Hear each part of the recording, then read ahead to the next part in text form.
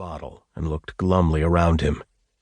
Actually, he didn't dislike the rainforest, but it wasn't any place he wanted to spend the night. Still, with the brandy and maybe with a trout cooked over the propane stove, it wouldn't be so bad. The hell it wouldn't, he thought. It'd be miserable.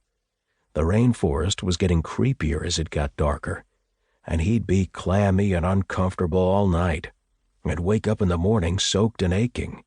He hadn't thought to bring a rainfly for the tent, damn it. And of course it would still be raining.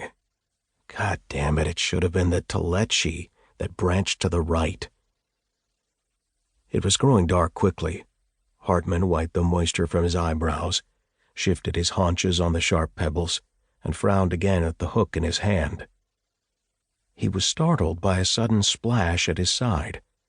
A limb must have fallen from a tree. He looked up. There were no trees overhead. The gravel bar extended far into the bend of the creek, 30 feet away from the forested bank. Frightened, he looked again at the object in the shallow water. It was too straight to be a tree limb, and it had stuck into the stream bed like a javelin. The angle told him that someone had thrown it at him from behind. He jumped and spun around. He could see only a few feet into the dull green mist of the forest. Nothing moved. The only sounds were the gurgle of the creek over the stones and the steady, light patter of the rain. With his heart pounding, Hartman ran for the tent, where his knife lay next to the stove. He didn't get there. Just as he scrambled from the slippery stones of the bar to the earthen bank, something reared up horrifyingly out of the brush directly in front of him. Hartman stared unbelievingly into a pair of fierce, mad eyes. He tried to stop and turn, but he skidded on the wet stones and fell on his side at the figure's feet. He looked up to see a black silhouette edged with awful clarity against the sky's dying light, its right hand raised high, holding what could only be, incredibly, a heavy, rough stone hammer, a caveman's stone club. Hartman flung his left arm across his face as the hammer came crashing down.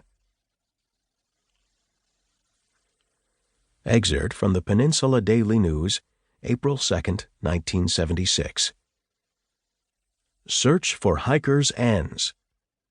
Quinault, Washington. Olympic National Park authorities today announced abandonment of the search for 2 hikers believed lost last month in the park's Quinault area. Clyde Hartman, 38, of Portland, Oregon, and Norris Eckert, 29, of Seattle, disappeared within a few days of each other in early March, apparently in the dense rainforest northwest of Lake Quinault.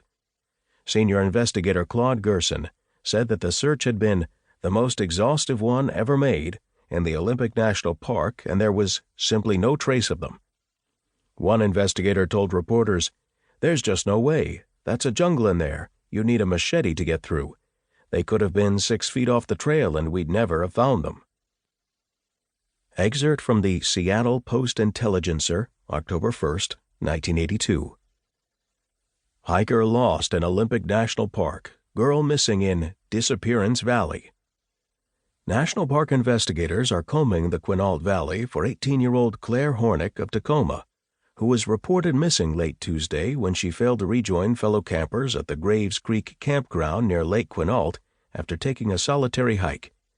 According to companion Gary Beller, 22, also of Tacoma, Miss Hornick had gone into the rainforest to be alone for an hour or two along the Quinault River Trail. The Quinault Valley received nationwide notoriety as Disappearance Valley 6 years ago, after a month-long search failed to find any sign of 2 hikers separately reported missing there. The 2 have never been found. Chapter 1. Dr. Fenster pressed his lips into a tight little bud. He wasn't a bone man, had never cared for bones. Too much guesswork, especially after they'd been in the ground a while. They shrank, they warped, they were inconclusive cause-of-death indicators. They gave unreliable tissue types. Give him some blood, on the other hand, or semen or saliva, or best of all, a major organ, and you really had something. A pathologist could get his teeth into...